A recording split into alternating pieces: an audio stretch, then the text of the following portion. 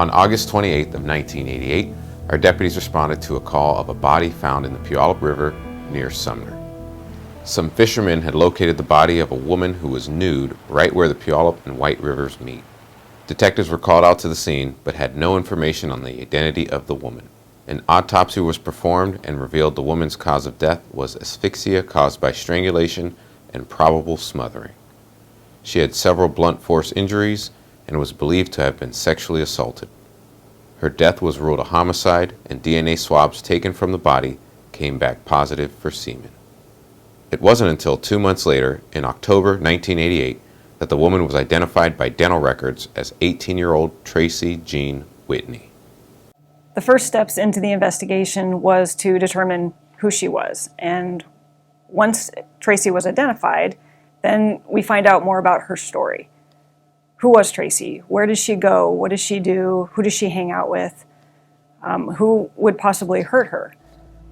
There were a lot of suspects, potential suspects that would come up in this investigation of current boyfriends, previous boyfriends, who last saw her alive.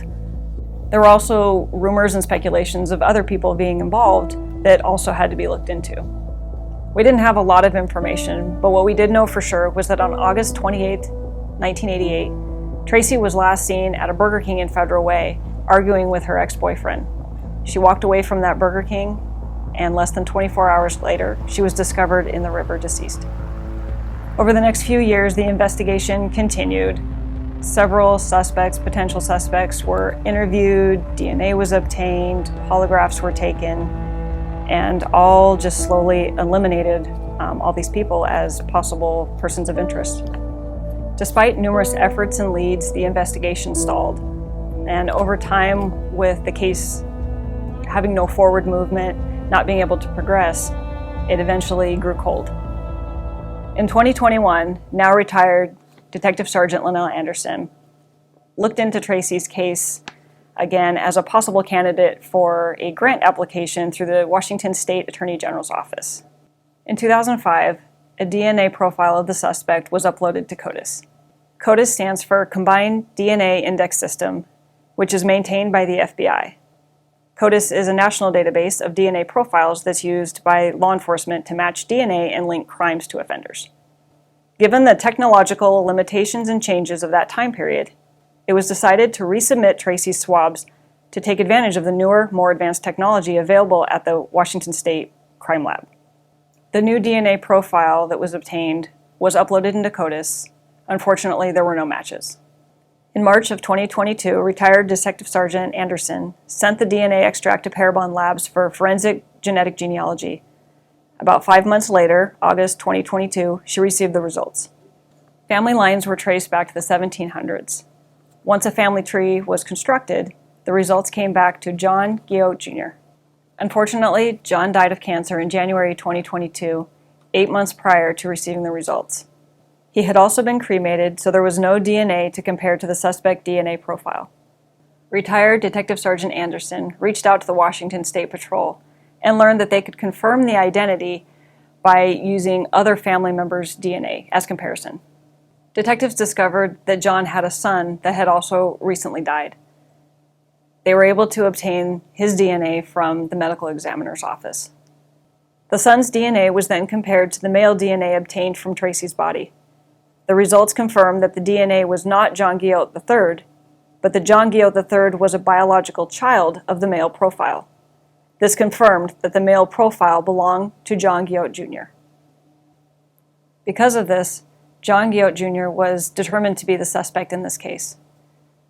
Throughout the investigation, any evidence within the case, nothing suggested that Tracy was familiar to John in any way. This led detectives to believe that this case was a stranger abduction, rape, and murder. Because of John's death, no charges could be formally filed against him. The case was then closed as death of offender. One of the hardest things for families in these types of cases is the unknowing. Just all of the unknown questions, unsolved, no answers. Even though there's no arrest that could be made in this case, it's still very important that we do what we can to try to give the family some of those answers a little bit of closure and hopefully just help with some of the healing process. Tracy was a good big sister. She has been really missed throughout my lifetime. It was really hard growing up without a sister. But I'm just happy that we have finally found who did this and she can rest peacefully. Well, I just want people to know that Tracy was a good kid. She was a young lady that all the little kids looked up to in the neighborhood. The best way I can describe her is what her best friend's mother said was, Tracy was sweet, she was family. Cold cases are extremely important to our community.